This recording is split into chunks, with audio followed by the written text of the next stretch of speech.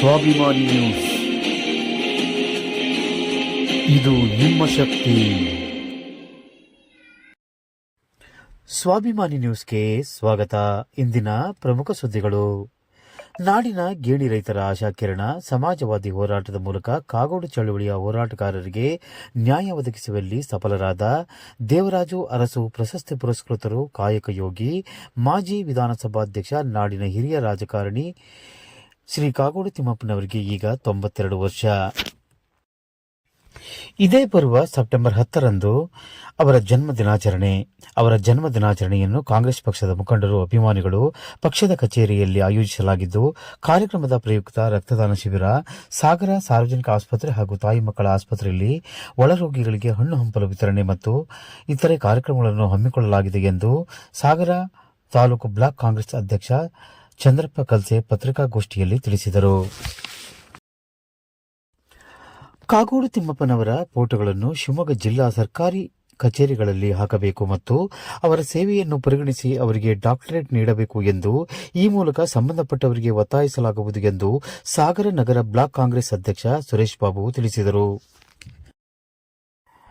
ಈ ಸಂದರ್ಭದಲ್ಲಿ ಹಿರಿಯ ಕಾಂಗ್ರೆಸ್ ಮುಖಂಡರಾದ ಬಿಆರ್ ಜಯಂತ್, ಸಾಗರ ನಗರಸಭೆಯ ಸದಸ್ಯೆ ಲಲಿತಮ್ಮ, ಕಾಂಗ್ರೆಸ್ ಮುಖಂಡರಾದ ತಾರಾಮೂರ್ತಿ, ಅಶೋಕ್ ಬೇಳೂರು, ಗಣಾಧೀಶ್, ದಿನೇಶ್ ಟಿ, ಉಷಾ, ಪ್ರಭಾವತಿ, ಚಂದ್ರಕಾಂತ್, ಷಣ್ಮುಖ, ಕನ್ನಪ್ಪ, ಕೇಶವ, ಶ್ರೀಧರ ಮೂರ್ತಿ ಮುಂತಾದವರಿದ್ದರು.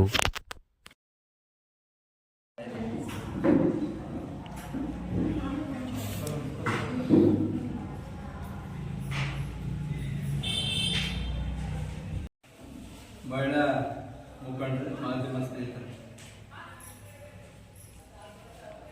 ಸೆಪ್ಟೆಂಬರ್ 10ನೇ ತಾರೀಕು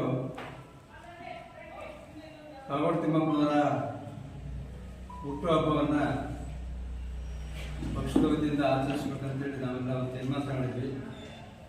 ಆ ಕಾರಣಕ್ಕಾಗಿ ಇವತ್ತಿನ ಪತ್ರಿಕಾಗೋಷ್ಠಿ ಕರೆದಿದ್ದೇವೆ. ಕಾಗೋಡು ತಿಮ್ಮಪ್ಪನವರ ಸಾಧನೆ, ಇಡೀ ರಾಜ್ಯದಲ್ಲಿ ಅವರು ಕೊಟ್ಟಂಥ ಕೊಡುಗೆಗಳು ಅನೇಕ. ಪಟ್ಟಿ ಮಾಡಿದರೆ ಒಂದು 100 ಆಗ್ತವೆ. ಅವರ ಅನೇಕ ಸಾಧನೆಗಳನ್ನು ಈ ರಾಜ್ಯಕ್ಕೆ ತಮ್ಮದೇ ಆದ ನಾಯಕತ್ವದಲ್ಲಿ ನೀಡಿದ್ದಾರೆ. ಅವರು ಶಾಸನಸಭಾ ಸದಸ್ಯರಾಗಿ,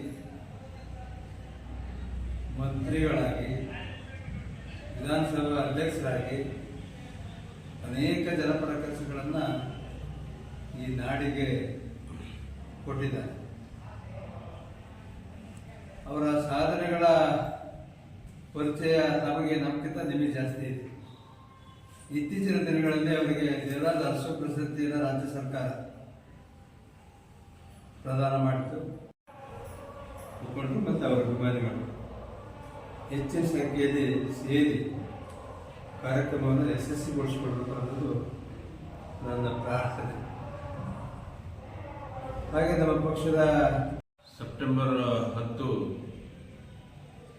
ನಮ್ಮ ನೆಚ್ಚಿನ ಹಿರಿಯ ನಾಯಕರಾದಂಥ ಕಾಗೋಡು ತಿಮ್ಮಪ್ಪನವರ ಹುಟ್ಟಿದ ದಿನ. ಅವರು ಹುಟ್ಟಿದ ಆ ದಿನವನ್ನು ಕಾಂಗ್ರೆಸ್ ಪಕ್ಷದ ಕಾರ್ಯಕರ್ತರು ಮತ್ತು ಅವರ ಕಾಗೋಡು ತಿಮ್ಮಪ್ಪನವರ ಅಭಿಮಾನಿಗಳು ಆ ದಿನವನ್ನು ಅರ್ಥವತ್ತಾಗಿ ಆಚರಿಸಬೇಕು ಅಂತೇಳಿ ನಾವು ತೀರ್ಮಾನ ಮಾಡಿದ್ದೇವೆ. ಪ್ರತಿ ವರ್ಷವೂ ಕೂಡ ಈ ಕಾರ್ಯಕ್ರಮ ಬಹಳ ಉತ್ಸಾಹದಿಂದ ಚೆನ್ನಾಗಿ ನಡೀತಾ ಇದೆ.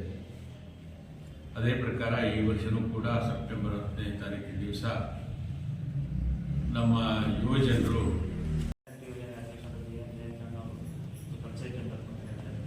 ಅವತ್ತಿನ ದಿನ ನಮ್ಮ ಪಕ್ಷದ ವತಿಯಿಂದ 2 ತೀರ್ಮಾನಗಳನ್ನು ತಗೊಂಡಿದ್ವಿ.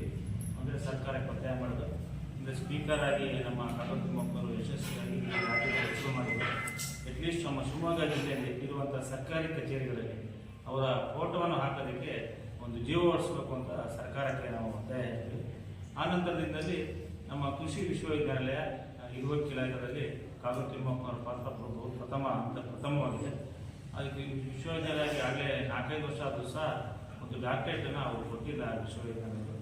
ಆ ಸಂಬಂಧಪಟ್ಟಂಗೂ ಸಹ ನಮ್ಮ ಪಕ್ಷ ಹುಟ್ಟಿದಬ್ಬ ದಿನ ಒಂದು ರೆಸಲ್ಯೂಷನ್ ಮಾಡಿ ಸರ್ಕಾರಕ್ಕೆ ಕಳಿಸುವಂಥ ಪ್ರಯತ್ನ ಹಾಗೂ ಅದನ್ನು ಫಾಲೋಅಪ್ ಮಾಡಿ ಸಹ ಸಾಹೇಬರಿಗೆ ಕೃಷಿ ವಿಶ್ವವಿದ್ಯಾಲಯದಿಂದ ಡಾಕ್ಟರೇಟ್ ಕೊಡಿಸುವಂಥ ಪ್ರಯತ್ನವನ್ನು ನಾವು ಅಗದಿ ಪಕ್ಷ ಮಾಡಬೇಕಂತ ಇವತ್ತು ನಿಮ್ಮ ಮೂಲಕ ನಾನು ಹೇಳ್ತೀನಿ.